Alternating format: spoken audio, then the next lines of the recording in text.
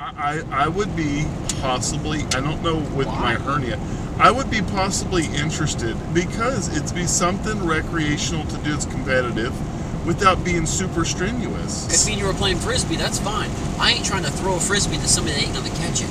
You know what I mean? You're trying to get. Do you understand the concept? No, I've never played. It's just like golf, but with with different weighted frisbees, basically. I'm not a golfer. Well, you look like an idiot sometimes, so I'm surprised you're not a great golfer.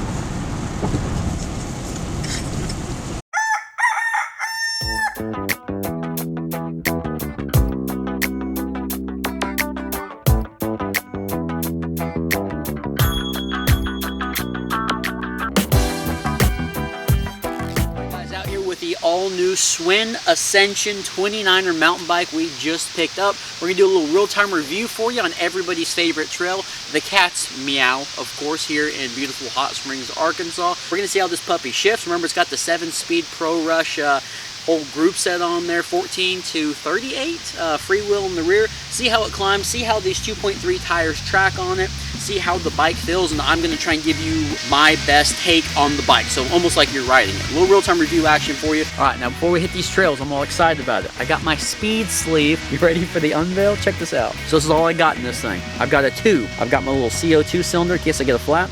I've got the head for it to screw on there if it's a Schrader or a Presta valve, and also Robert Fraser hooked this up. That thing's sweet looking or what? The Marquet multi-tool.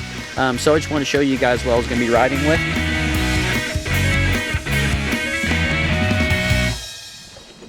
All right, let's put this rear derailleur to some work here. It's shifting up pretty good already. Got a decent little incline here. Yeah, I think I'm in. Now there's no viewing window for the shifter, so I don't know what gear I'm in. Most of the time when I'm riding anything, it's always by feel anyway, so it's not really a huge deal that doesn't have a window. But right now, while I'm doing this review, it'd be kind of nice to know what gear I'm in. I think I'm in third, and I climbed up okay through there. See if we can go up to second. Okay, not bad. The riding position feels really good on this bike right out of the gates. Seat could probably be a little more comfortable, maybe just a little more padding on it. It's not the greatest, but as far as it doesn't feel like I'm leaning over way too far or way too far back where I don't really have control over the bike. But right now it feels pretty good. This bike frame is, and it was 19-inch bike frame. I ride comfortably. I like a little bit more medium size, like a 17. So this one recommended for riders 5'9" or taller, and I could see that. I'm 5'5", and it's not massive, but it is a little oversized. The grips are extremely comfortable on this bike, and as I said before, they're the same grips that they have on Schwinn Sidewinder, or really similar. They're really comfortable. I'm riding without gloves right now, just so I get a good feel overall. The bars, 740 millimeters long, really good width on there. It doesn't feel like I'm too cramped, but it also feels, this bike being a 29er, that I don't really have to have a bunch of huge movement with my arms in order just to turn the thing. So we'll see how my reaction time is going down the Cats Meow here shortly. Ooh, a little rough sounding in the back.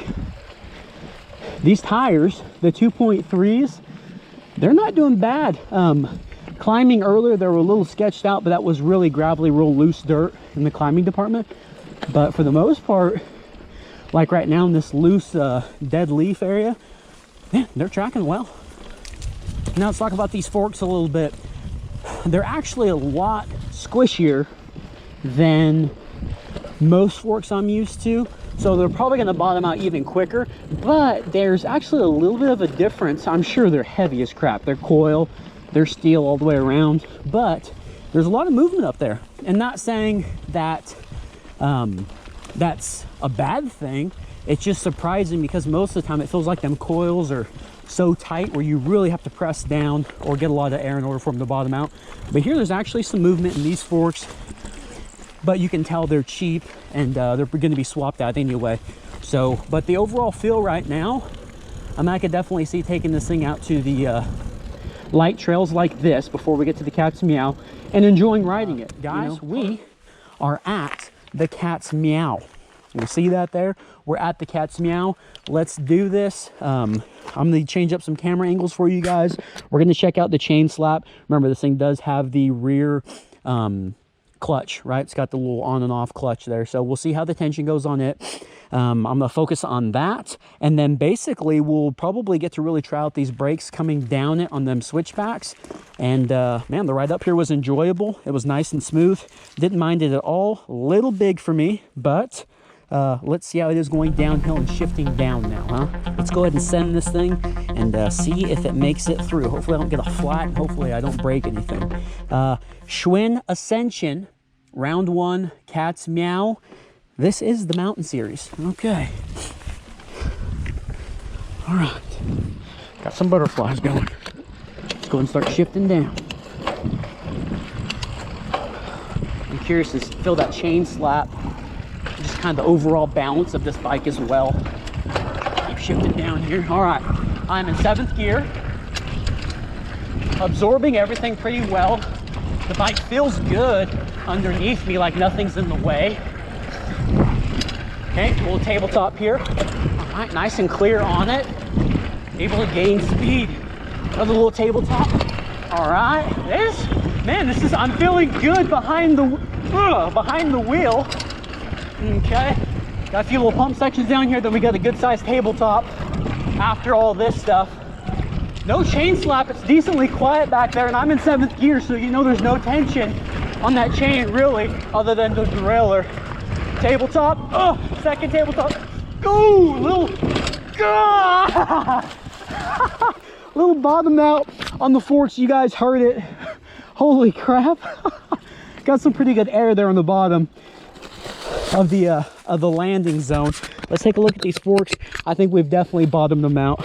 Okay, if we can see it, I've got an oil line here, here, here, here, and all the way up at the top. So, I mean, these stanchions were like 96 millimeters, the external length of them. So does that mean this has 96 millimeters of travel? I mean, pretty much, right? You can see up here, I bottomed them out.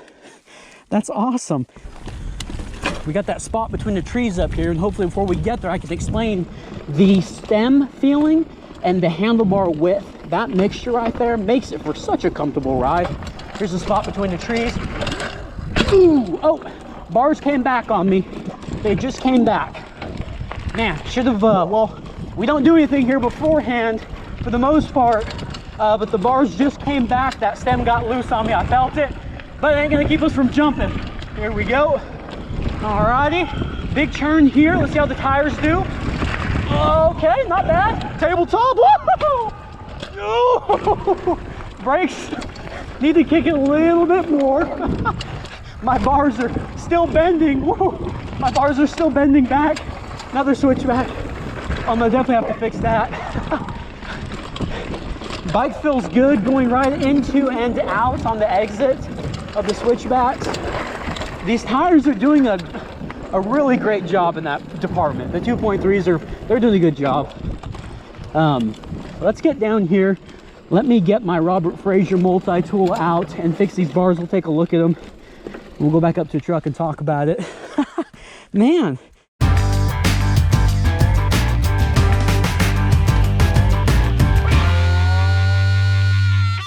Yep. All right, guys. Well, hopefully you enjoyed the video. The only problems I have, and remember, we don't really mess with anything before we take it out. So purposely. Yeah, purposely. Do not mess with the stem. That was a little scary. There was two bolts that were completely That loose. wasn't the bike's fault, obviously. No. There's the freewheel back there and the derailleur. Minimal chain slap, not terrible, but it did jump from first to second and second to first, not going down the Cats Meow, but climbing. A few times. It was kind of weird, yeah. So I do probably have to tune it in a little bit better. Again, we don't tune anything before we take it out. We will now. I was, all in all, pretty happy out there. I think I was most impressed with the forks and the travel with the forks. Like, yeah, I did bottom them out, of course, but if you're to buy this bike for light trails, like it says you're supposed to, and you know, I wouldn't see there being a huge deal with the forks. You know. So let me ask this: so if you don't plan on upgrading at all, okay, there's no plans on upgrading. Yeah. Would you spend $370 on this bike? Ooh. I don't think I would. No, I think I really like the bike, and I think if you plan to upgrade over time, the frame to me holds the value of upgrading this bike because it has some features. There's been a lot of toss-up on that. People go, man, you know, the boundary's got this and this and this, and that's pretty much just an upper echelon boundary. Well, you were saying we're going to pretty much do a frame off build over time. What's great is what the features that this frame has: the internal routing for the brake, the derailleur, and the seat post. Routing, and it's got a 31.6. So pretty much. So over time, it lends itself better to the upgrades. Yeah, if you're going to do at least, you know, lower mid-tier or upper lower tier upgrades. Yeah, absolutely. I mean, it's what we're going to be doing, but. Man, the Schwinn Ascension, very impressive on the trails. Make sure you guys subscribe, turn notifications on, see what else we're going to be doing to this bike. You guys can check out the affiliate links below if you want to help out and support our channel, or buy us a cup of coffee. Appreciate you guys watching. We will see you all Friday. Still haven't got a nickname for the bike yet. Well, there's been a lot of good stuff. I think we might take about 4 or 5 of them that we really like, and then we put it to a vote. There was pretty good ones out there. We'll see. But we have yet to come up with a nickname. Yeah. You got an idea for a nickname for this bike? Let us know in the comments. Please. Thanks, guys. And give a thumbs up if you want while you're at it, please.